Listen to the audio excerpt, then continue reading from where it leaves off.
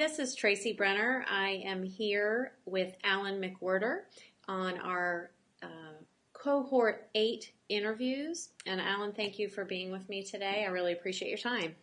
Oh, you're welcome. I'm looking forward to it.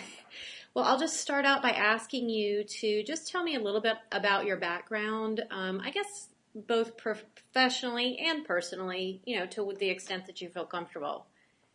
Okay. Well, personally, I'm just turned 44. I live in the Indian Trail area, which is a suburb of Charlotte. Yeah, I've been here my whole life. I've been with the police department for 22 years, so that's pretty much my career. I've had the opportunity to do a lot with the police department. I've held several different positions. The reason I'm in this ME program is I retire in 7 years. Okay. And I want to be able to do. Luckily, I'll be young still in my mind, 51, and I would like to do something, start my own business, do something. And I wanted to go ahead and find a program that fits my work schedule and my lifestyle, and this program seemed to do it. Makes sense. Absolutely. So do you have an idea of what type of field that you would be interested in going in, or are you trying to work through that? Yeah, none at all. My friends will tell you that I probably bug the crap out of them because I'm always coming up with ideas of ways to do a business or start a business, or, hey, this will be good, or this sounds good. And unfortunately, I'm so far into my career now and so close to the end, it'd be foolish to stop because I do have a retirement coming. I'm almost there. But one day I hope to get to the point where I can take advantage of all these crazy ideas I have and try something. And I hope by then I will have weeded out all the bad ones and I'll be stuck with something good. That's great. That's great. Well, I would think that most of us are looking for some sort of inspiration in this program. So I know you're not alone in that. I also wondered what types of skills or traits do you possess that will benefit you as an entrepreneur? Well, I would hopefully like to be able to say that my friends or people that know me say it's my personality. I've never met anybody that I don't like. I can walk into a party not knowing anybody and get along with everybody and talk and socialize. And like my friends say, I could sell icicles to an Eskimo. They said, you're in the long run of work being police. You should have been a salesman. But I do sell. When I was a police officer, a lot of times I had to sell people on different ideas when we went on calls about what they should do or shouldn't do and make them see certain things and believe certain things so that their lives hopefully were better after I left and they didn't make mistakes. So I did sell in some ways. I think I've got good common sense. I think I'm open-minded. I'm not stuck on certain ideas, and I'm up for change. I've always changed in the police department whenever we've done something. And that doesn't list everything. And patrol was probably the best part because you dealt with different people every day, and you were usually walking into a situation you're dealing with their problems, and you have to solve them. So I wish I knew what I was going to do with this degree. I have no idea, other than maybe it just opens something up for me when it's all over. Right. Well, what specifically attracted you to the Masters of Entrepreneurship program at Western Carolina?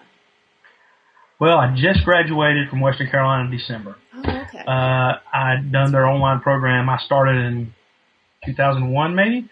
It took me that long to graduate. And I'm fortunate that the city will reimburse me for classes that I take as long as it's at a state level. So, Western Carolina's in that program. They're what they charge is right at UNCC's rate, which is what we base ours on. It's online, which means, it's something that fits in my schedule, just like you. You're just getting started. I'm sure it's because you're busy, and it's like me. We have 6 business interviews to do, and I've done 1.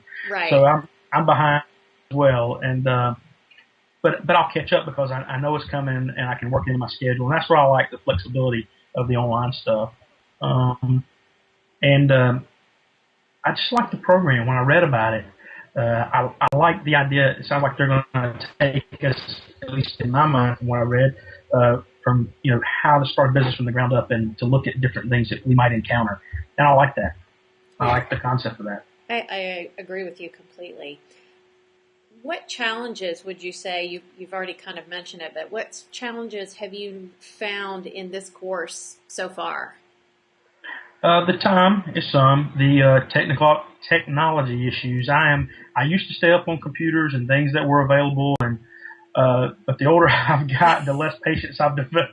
You would think it'd be the opposite way around, but I've developed more patience with people, but less patience with gadgets. Right.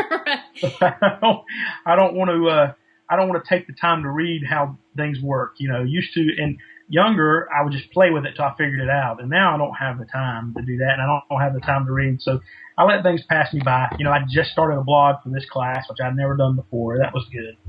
VOD burner I'd never heard of. I would have never thought of, video recording a Skype thing. Matter of fact, I just got Skype 2 months ago, and actually got it for my son who's going to Turkey. I thought we could use it, and then it just kind of fell into this class, and that was good. Yeah.